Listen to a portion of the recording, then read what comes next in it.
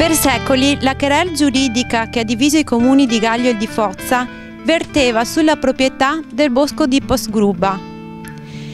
Chi fosse il proprietario? Questa era la domanda che gli abitanti dell'altopiano si ponevano senza arrivare ad una soluzione. O meglio, ogni abitante aveva la propria idea, condita da un sano campanilismo, per dirla alla Guareschi. Entrambi i comuni, infatti, rivendicavano la piena ed esclusiva proprietà di questo pezzo di bosco. Le tesi dei comuni erano diverse. Gaglio sosteneva che i territori oggetto della contesa gli fossero stati donati dai frati del monastero di San Felice, i quali a loro volta avevano acquistato la proprietà direttamente dall'imperatore germanico Ottone. Diversamente, il comune di Fozza sosteneva che i territori fossero stati donati dai prati benedettini di Santa Croce di Campese, i quali successivamente avrebbero lasciato le aree ai fozzesi. Ai posteri l'ardua sentenza, si disse, e fu così che le due comunità arrivarono a sfidarsi in sede giudiziaria a metà del XVIII secolo e l'inizio del XIX secolo. Ma i documenti prodotti da entrambe le parti non furono sufficienti a dirimere la controversia. Fu perciò necessario addivenire alla prova per testimoni. La partita si giocava sulla prova dell'intervenuta usucapione dei terreni. Chi provava di avere avuto un utilizzo continuativo per 20 anni del terreno avrebbe ottenuto l'acquisto della proprietà del bosco. Ma anche le molteplici testimonianze rese in sede giudiziaria, spesso condizionate dall'animus pugnandi dei gallesi e dei fozzesi, esacerbato dall'idea che molti appartenenti all'una o all'altra schiera si sentissero defraudati dal diritto di godere di quelle terre, non consentirono di giungere ad un esito definitivo sulla questione. Fu così che i tribunali dell'epoca nominarono dei periti esperti in materia per determinare sul posto i confini del bosco ed assegnare così la proprietà ad una delle due amministrazioni. Ma l'inesorabile trascorrere del tempo aveva cancellato ogni traccia dei confini, salvo una croce con incisa una lettera G, posta sull'apice di una grossa pietra, sita all'interno dell'area della contesa.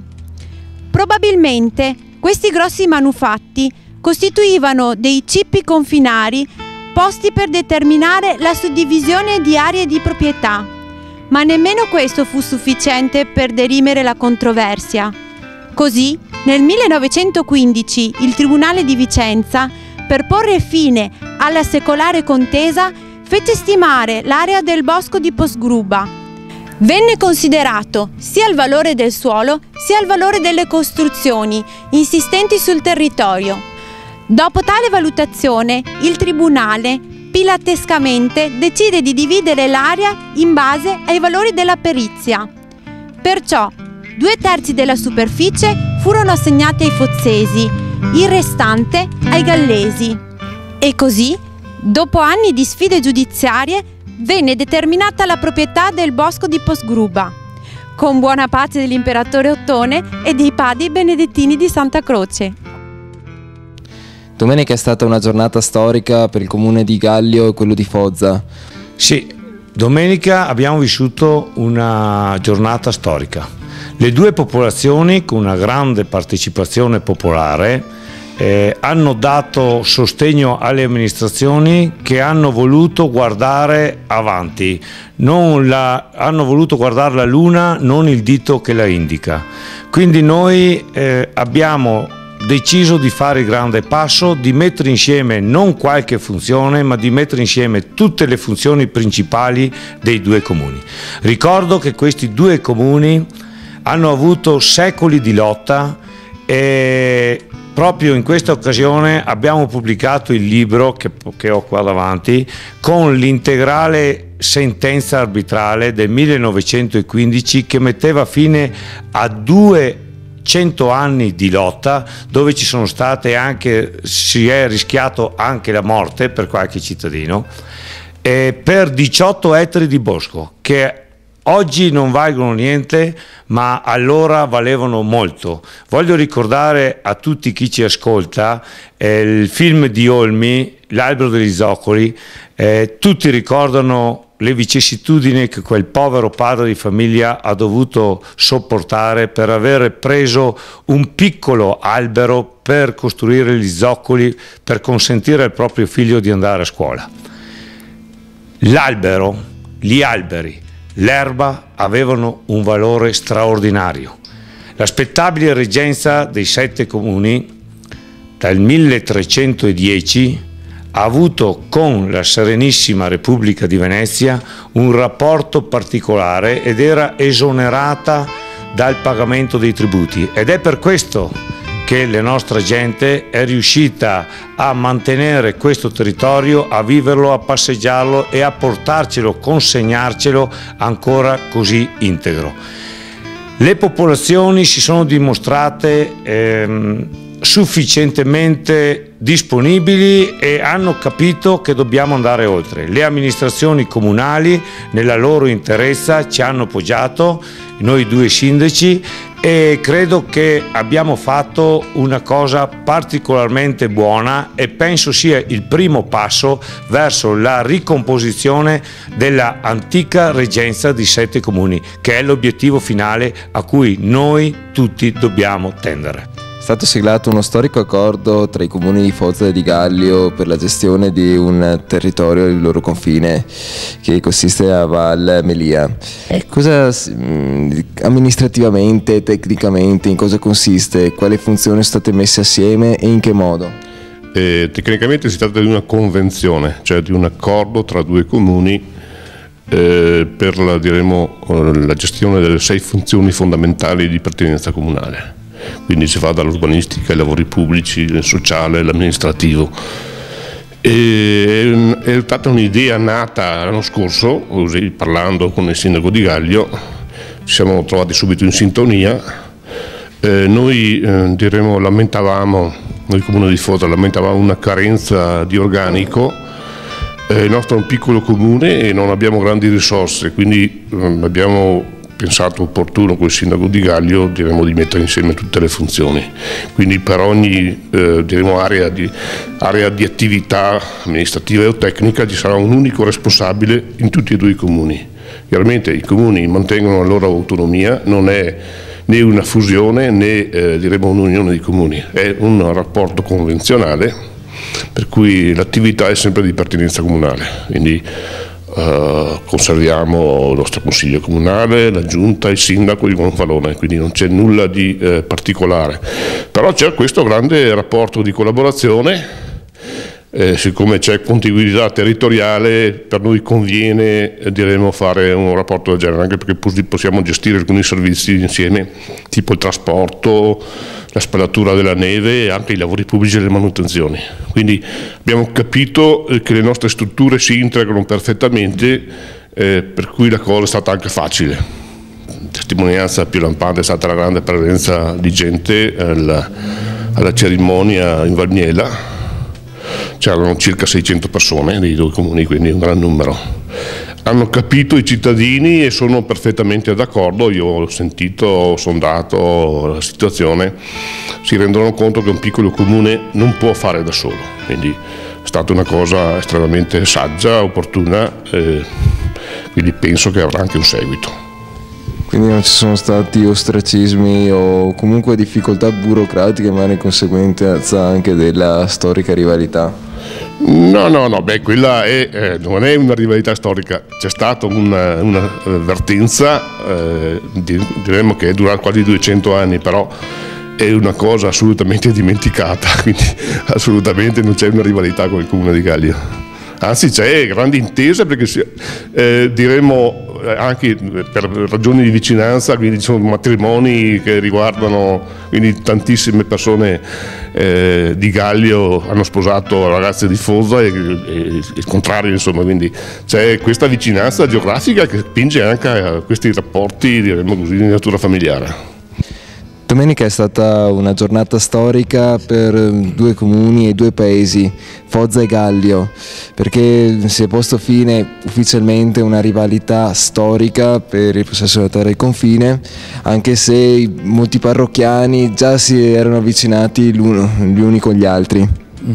Sì, questa rivalità io la vedo così, io un clima, forse sarà perché sono prete e quindi ho un certo modo di ragionare, ma come le unioni più belle partono sempre da una diversità molto accentuata, che può essere rivalità, che può essere contestazione, tutto quello che vuoi. Io la vedo allora come un matrimonio, ognuno mette tutta la bellezza, la ricchezza della sua personalità. E che cosa succede? Che sboccia la vita. Io sono convinto che Gallio e Foggia, al di là del passato, e io non chiedo loro da dove venite, altrimenti ecco la tua domanda, no? Rivalità è questa. Ma dove vogliamo andare? Vogliamo fare matrimonio, come dire, e quindi creare ricchezza reciproca. Io mantengo tutta la mia personalità e voglio che diventa proprietà tua, la tua personalità che diventi proprietà mia. Insieme creiamo vita. E ti par poco. Certo che matrimonio vuol dire anche coniugi, cum iugum, e quindi portare il peso l'uno dell'altro, portarlo insieme, la ricchezza di una vita che si creerà. E questo è il vantaggio di tutte le persone, di tutta la società che appartiene a Gallio e Foggia. E nel concreto come potrà manifestarsi? Magari qualche esempio tra i cittadini dei rispettivi comuni, insomma, che lei stesso ha visto in questi giorni? Beh, più che in questi giorni è da 2 anni, dalla mia posizione come parroco, siamo in 2 che coltivano 4 parrocchie addirittura, che fanno parte del comune di Gallio e di Foggia. Quindi noi da un punto di vista religioso abbiamo già iniziato questa collaborazione ed è bellissima, perché ad esempio quando c'è un momento prezioso come domenica prossima per il QAM, non c'è solo Foggia perché viene fatta qui la festa, che partecipa, che collabora, ma tutte e 4 le parrocchie. Unione pastorale di nome e di fatto? Di fatto, di nome e di fatto. Di nome ormai è scontato e di fatto io vedo che mese dopo mese, perché c'è sempre attività di insieme, no? Si crea, diventa normale, diventa quasi istintivo il collaborare, mentre prima c'era tanto sospetto, si aveva la paura di perdere e non di arricchirsi. Quindi non tanto solo di trovare, ma di arricchirsi. Adesso si rendono conto, dalla mia posizione. Un tempo campanili contrapposti, da qualche anno però anche unità pastorale. Come può aver contribuito questa unione a livello spirituale e parrocchiale a forgiare, insomma, un nuovo cammino di condivisione? L'aspetto credo più importante è dettato proprio dalla ricerca di una comunione tra parrocchie, per cui ecco il fatto stesso di condividere innanzitutto un piano pastorale, almeno questo come ricerca, ma poi anche proprio nei fatti, questo spinge evidentemente anche parrocchiani di comunità diverse a unirsi ed è una ricerca che poi porta pian piano, ecco, i suoi frutti. Questo è molto importante. Lo si vive, ecco, credo prima tra tutto a livello di ragazzi coinvolti nella catechesi, e questo chiama evidentemente in seconda battuta, ma anche a un livello più importante, i genitori, le famiglie. Questo è molto importante, ecco. Quindi c'è una ricerca di unità, di condivisione negli intenti, una ricerca, ecco, di crescere appunto insieme. Questo è molto bello anche. Quindi ha preparato un buon terreno per questa, insomma, convenzione, questi accordi che sono in essere tra Gallio e Foggia. Ora questa convenzione è in essere, evidentemente credo che domanderà anche del tempo, ecco, no? Non è semplice la cosa, presumo, però questo è un cammino che si fa gradatamente, passo dopo passo, ecco, e comunque già il fatto stesso, ecco, di lavorare insieme a livello anche ecclesiale, spirituale tra parrocchie, ecco, matura una dimensione per cui non è più possibile, ecco, proprio anche per la realtà stessa del nostro territorio, lavorare da soli, bisogna lavorare insieme, ecco, ed è importante farlo nello stile della comunione e della condivisione proprio anche delle risorse, non solo dal punto di vista civile ma anche proprio dal punto di vista ecclesiale, ecco.